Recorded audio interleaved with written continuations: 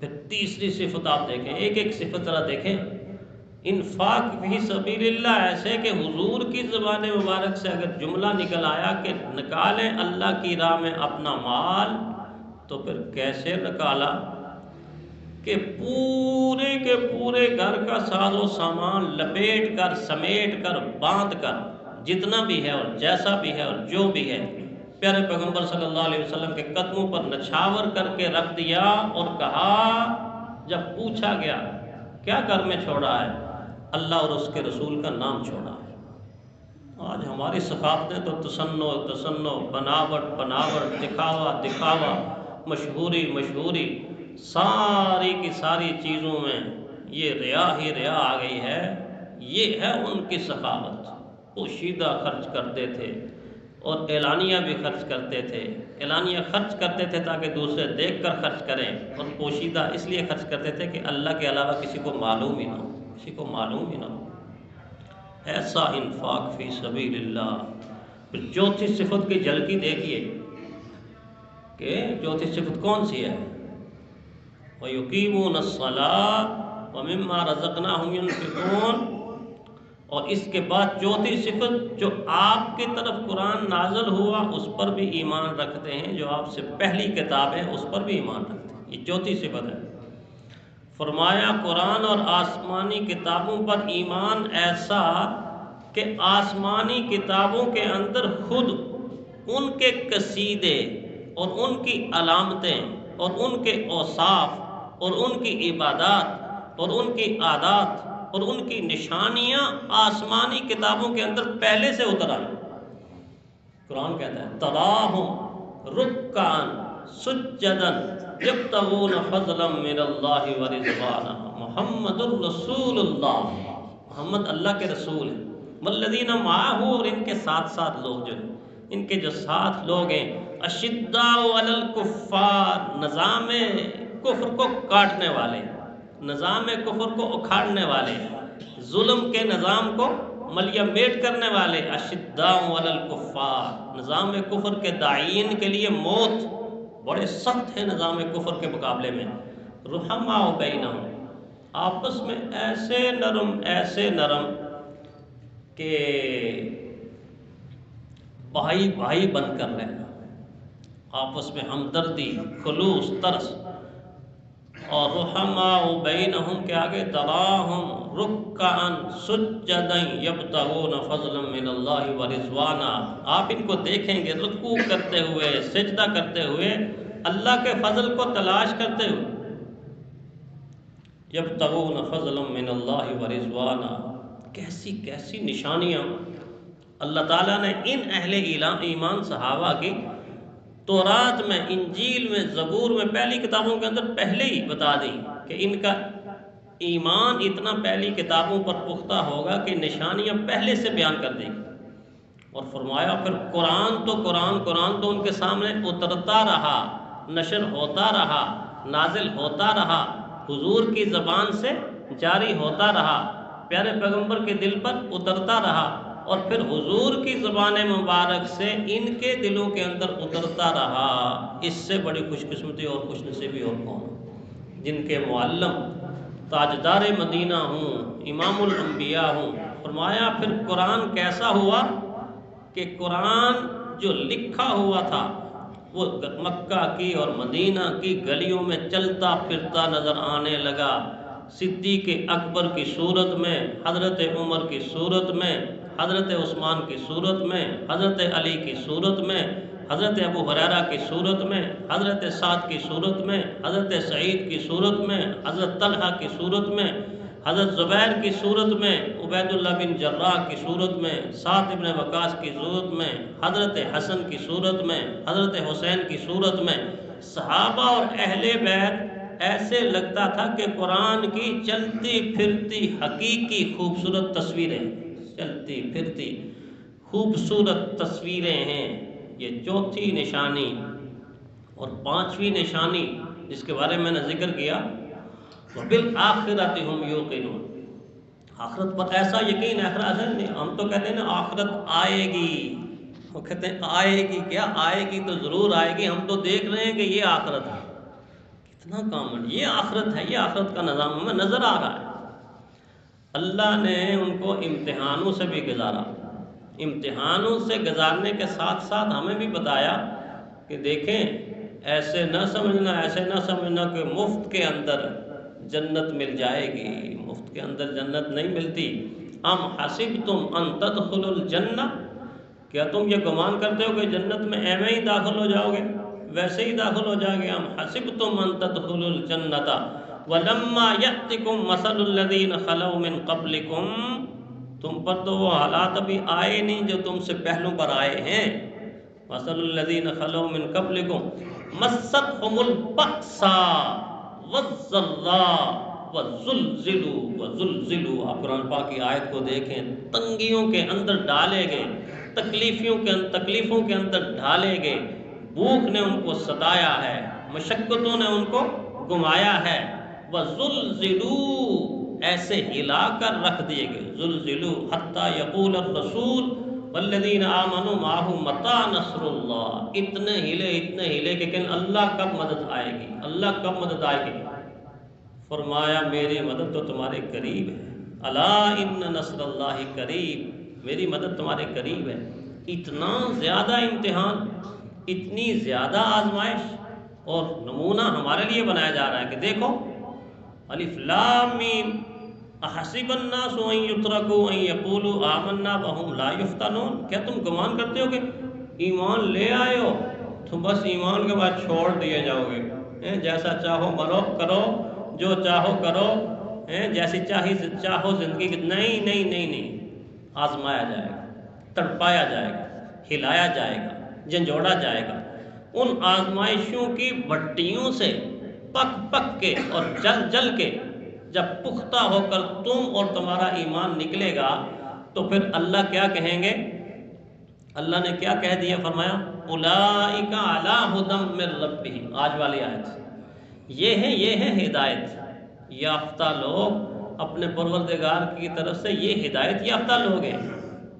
فرمایا ایک تو ہدایت کا پروانہ ملا، وَأُولَئِكَ هُمُ الْمُفْلِحُونَ، یہ کامیاب لوگ ہیں، یہ ہدایت یافتہ لوگ ہیں۔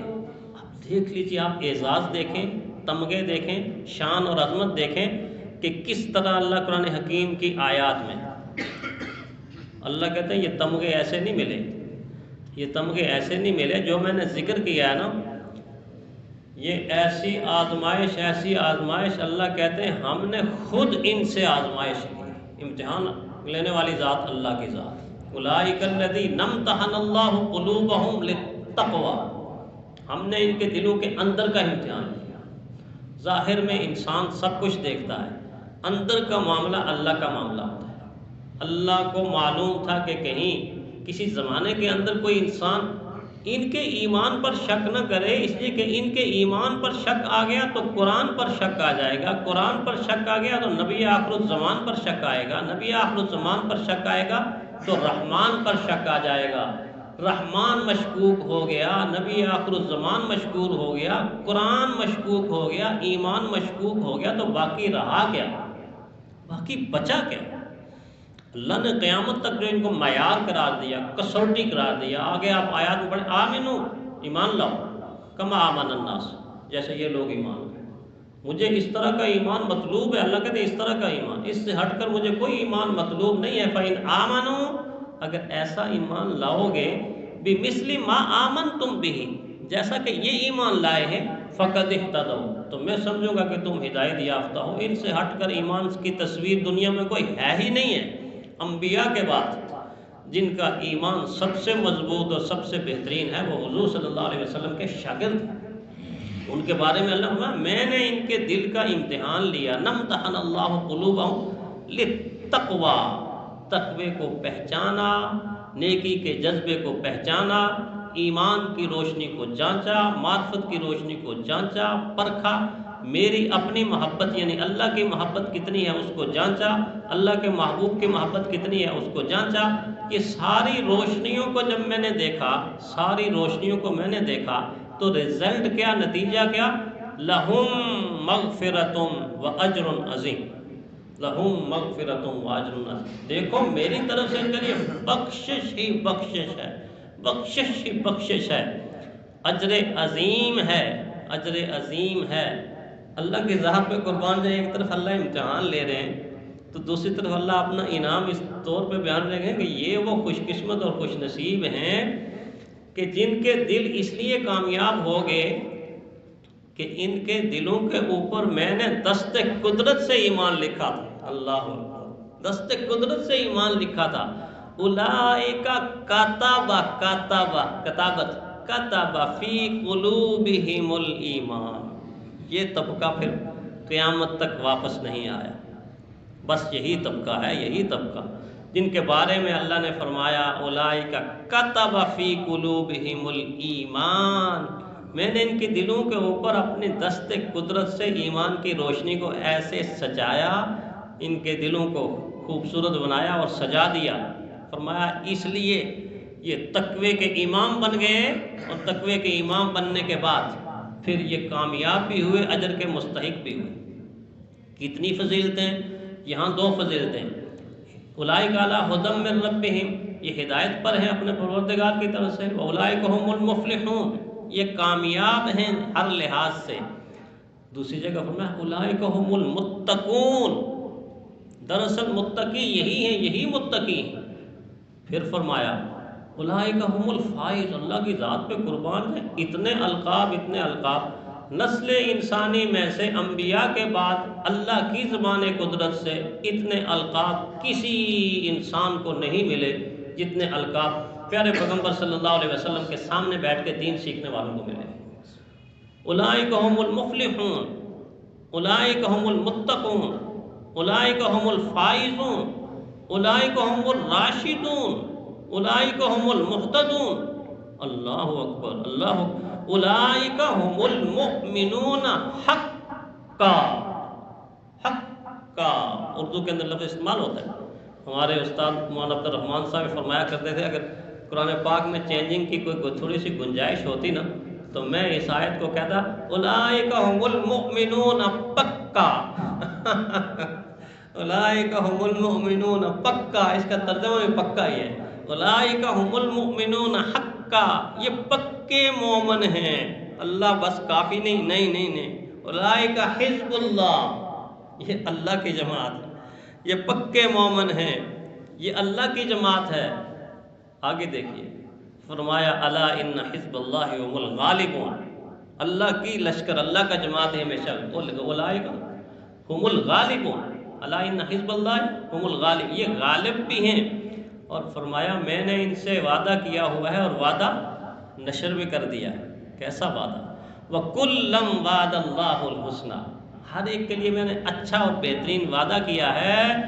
میں نے ان کو ایک اور ایسی چیز دی ہے کہ جس جیسی چیز انبیاء کے بعد کسی طبقے کو نصیب نہیں ہوئی، وہ کیا ہے کہ ہر آدمی مومن، متقی، غوث، قطب، ابدال، نیک، صالح، اللہ کا محبوب بندہ جب جنت میں جائے گا تو جنت میں جانے کے بعد عرصہ دراز کے بعد اللہ تعالیٰ کچھ اعلانات کریں گے، بندے بڑے خوش ہوں گے، اور ایک اعلان یہ ہوگا اے میرے جنت کے بندو، میں اب تم سے ہمیشہ ہمیشہ کے لیے راضی ہوں، کبھی بھی میں ناراض نہیں ہوں۔ اللہ اللہ، بڑا انعام ہو۔ اس وقت خوشی کا کیا عالم ہوگا، لوگوں کے دل خوشی سے وجد میں آ جائیں گے، وجد میں آ جائیں گے۔ اللہ اکبر، اللہ، جنت کا ماحول، اور اس ماحول کے اندر اللہ اعلان کریں گے اب میں کبھی بھی تم سے ناراض نہیں ہوں گا، میں ہمیشہ ہمیشہ کے لیے خوش رہوں گا۔